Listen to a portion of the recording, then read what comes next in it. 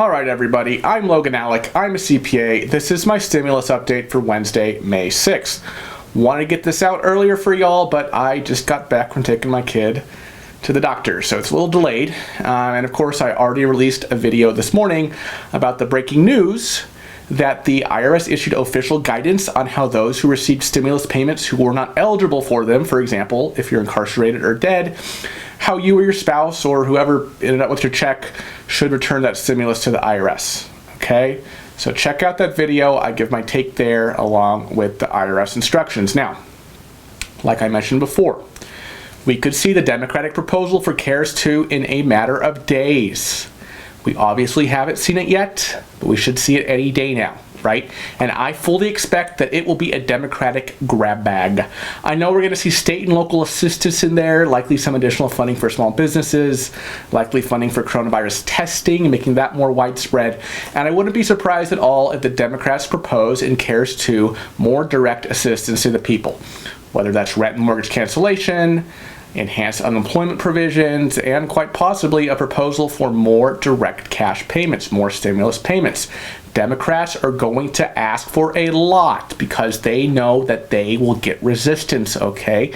They know that old Mitch McConnell is going to push back, all right? He has come out and said that he wants to push the pause button for now till all the funding from CARES 1 and the interim relief bill is flowing, okay? That's why the House Democrats are kind of taking front and center right now with the conversation while the Senate is really attending to more administrative matters, okay? Now, Mitch isn't saying that he's opposed to any new relief package. I told you this last week. I told you last week that he's even saying he would sign off on the Democratic price target, which is more assistance to state and local governments as long as it's conditioned on the state enacting liability protection for small business owners who reopen, right? That protection that says they can't be sued because, someone claimed they got COVID at their establishment.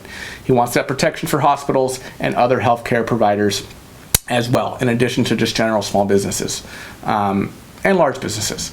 And obviously there will be resistance from Trump himself to any kind of Democratic grab bag, so I don't want to speculate too much on CARES 2 until we actually see it. I think we just have to be patient and wait for Pelosi and company to put it out there, okay, which I think they will do very soon. But I want to talk about now is what Trump said on ABC last night in the David Muir interview, okay? Link to that interview is in the description if you want to watch the whole thing. But right off the bat, what did they talk about? Reopening the country. Trump said right off the bat that people want to go back to work. The biggest decision I've ever had to make is closing the country. And certainly this is now also a big decision, but the people want to go back to work. The people want to go back to work. That's where this man's focus is. I know a lot of you are on unemployment. The additional $600 FPUC, that expires on July 31st. I told you in my video yesterday evening about the Democrat proposal to extend that expiration date from July 31st to December 31st. I told you in that video that I think there is pretty much no chance of something like that passing the Senate and being signed by Trump on its own merits, okay? It's just standing alone, because extending the $600 weekly unemployment compensation is antithetical to the Republican agenda of getting people back to work. That said, politics is a give and a get, so the Republicans might have to give a little on this point in the next relief bill. But I doubt that if unemployment is included at all in the final bill, that the enhancements will be as robust as they are laid out to be in the Democratic proposal I told you about last night. Now, back to Trump's interview. And on this point of reopening the country, Trump again reiterated, we have to get our country back, and we're going to have an economy in the not too distant future that will be equal to, and I hope even greater, okay, than it was before in a short period of time. This is where his mind is. It's on reopening the economy. And let me go on record as saying there is no way that Donald John Trump, the 45th president of the United States, whose focus is on reopening the country, will approve a plan to send Americans monthly checks for $2,000 up to $5,500, okay? There's no way. 0% chance unless this virus situation gets a heck of a lot worse, okay? Or those murder hornets cause a plague of biblical proportions. Now, as the states reopen, we may very well see the virus situation getting worse. I don't know. I hope it doesn't, but I'm not a doctor, all right? I'm not even going to speculate on that, okay? But the way things are going right now, with states reopening, and if it goes along this trajectory, there's not a chance, okay, that Republicans would sign off on a proposal for $2,000 up to $5,500 a month. All right, maybe another one-time stimulus, maybe.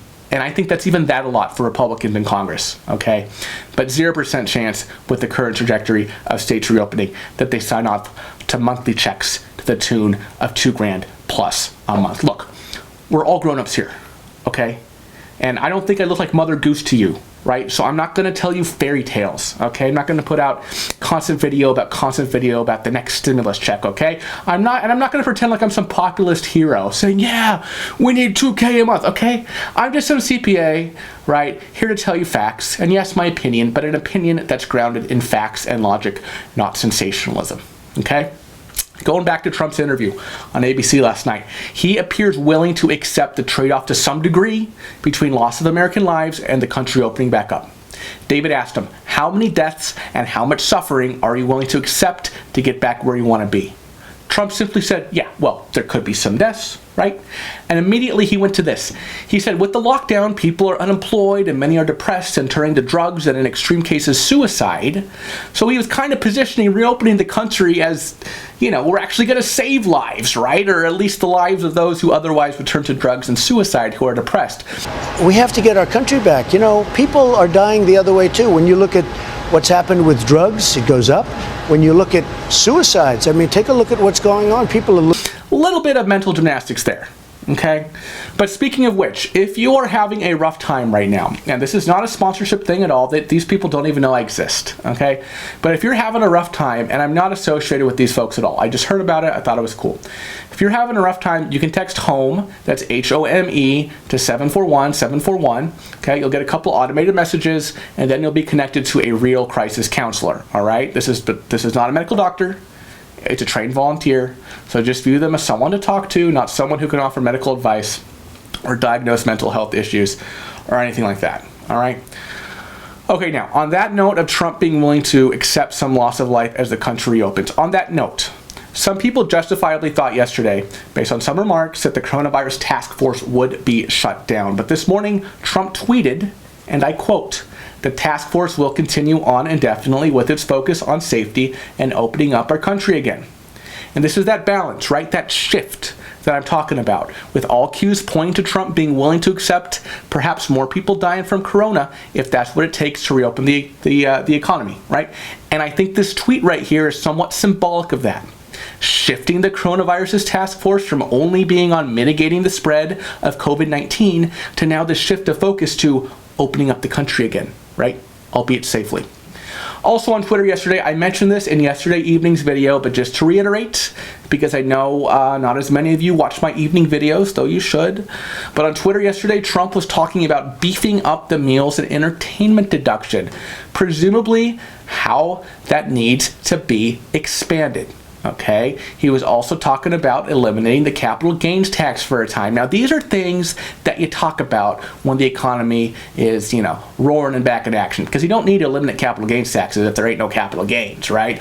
And a beefed up meals and entertainment deduction won't do you any good if you can't go out to eat or be entertained because the venues are closed, right? And Trump even specifically said in the interview last night that we need sporting events and we need our stadiums to be full. By the way, McConnell called the Major League Baseball commissioner, Rob Manfred, and told him flat out, America needs baseball, right? So Trump, McConnell, they want to go back to the way things were sooner rather than later, and even better, right? Trump says we want it even better than it was before, okay? Now, just briefly, I want to note that Pelosi, yesterday she held a virtual roundtable with small business owners, and what was she talking about? She was talking about the Paycheck Guarantee Act. Okay, what is the Paycheck Guarantee Act? This is proposed by Pramila Jayapal. It's kind of, now, this proposal is kind of like the Josh Hawley plan I told you about yesterday, but on steroids, okay? So for businesses struggling due to the crisis, this plan calls for the government to cover 100% of their base payroll costs for at least 3 months, up to $100,000 per worker, okay? Now, that's pretty ambitious. But Pelosi referred to it yesterday, so I think that might be a hint. We might see something like that in CARES 2. Okay, I think what the government, what the Democrats come out with in CARES 2 is going to be big. I think it's going to be bold. I think they're going to ask for a lot, and I think there's going to be some serious showdowns on Capitol Hill. Okay, so please stay tuned, stay subscribed to the channel, because you better believe that I will be covering the Democrats' CARES 2 package when they put it out there, and I wouldn't be surprised, actually, if they ask for more direct stimulus, more direct cash payments to the people, but of course, we'll see what the Republicans have to say about that. And as always, be sure to check out the links below in the description for free stocks and other free stuff, all right? So take it easy, y'all. Happy Wednesday. Bye-bye.